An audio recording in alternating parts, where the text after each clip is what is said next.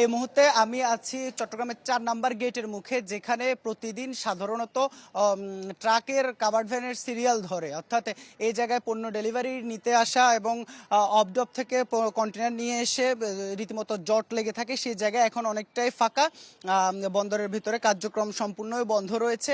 আমরা যতটুকু জানতে পেরেছি, যারা মার্চেন্ট শ্রমিক তারাও কিন্তু প্রবেশ করেছেন ভিতরে। তবে যেহেতু কাগজপত্রের কাজ কারবার বন্ধ রয়েছে, তার কারণে তারা প্রবেশ করলেও তাদের কাজ বন্ধ থাকবে। এই কারণে তাদেরও কিন্তু রুটি রুজি বন্ধ, যেহেতু তারা দিন মজুর, দৈনিক কাজের ভিত্তিতে তাদের আসলে আয় হয়ে থাকে।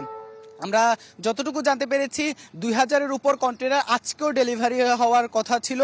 সেই জায়গাটি আসলে যেহেতু পুরো ধর্মঘটে একেবারে অচল হয়ে পড়েছে, আর লাইফলাইন চট্টগ্রাম বন্দর, সেই জায়গায় যখন আসলে এ ধরনের ধর্মঘট ডাকা হয়, সেক্ষেত্রে পুরো দেশের অর্থনীতিতে কিন্তু এর একটি মারাত্মক প্রভাব পড়তে শুরু করেছে। সামনে রমজান, রীতিমতো বলতে গেলে সে জায়গায় এমনিতেই যেহেতু সিন্ডিকেট চক্রের কারণে রমজানের আগে পণ্যের দাম নিয়ে নানান টাল বাহানা হয়, সেই জায়গায় এখন বন্দরকে আসলে বন্দরে কার্যক্রম বন্ধ রাখার মধ্য দিয়ে সেটিকে আসলে উস্কে দেওয়া হচ্ছে, সেটি আরও বেশি ত্বরান্বিত হচ্ছে। আমরা এখানে যারা বন্দরে যারা সেবা নিতে আসেন তারা বলছেন যে আসলে এই ধরনের একেবারে জিম্মি করে একেবারে পুরো বন্দরের কার্যক্রম বন্ধ রাখা, এটি কিন্তু আসলে মারাত্মক যে ক্ষতি পড়বে সে ক্ষতি পুষিয়ে উঠতেও কিন্তু আসলে দীর্ঘ একটি সময় লাগবে, যার কারণে দ্রুত সমস্যা সমাধানের তাগিদ দিচ্ছেন বন্দরের যারা মার্চেন্ট শ্রমিক এবং বন্দর ব্যবহারকারী সবাই।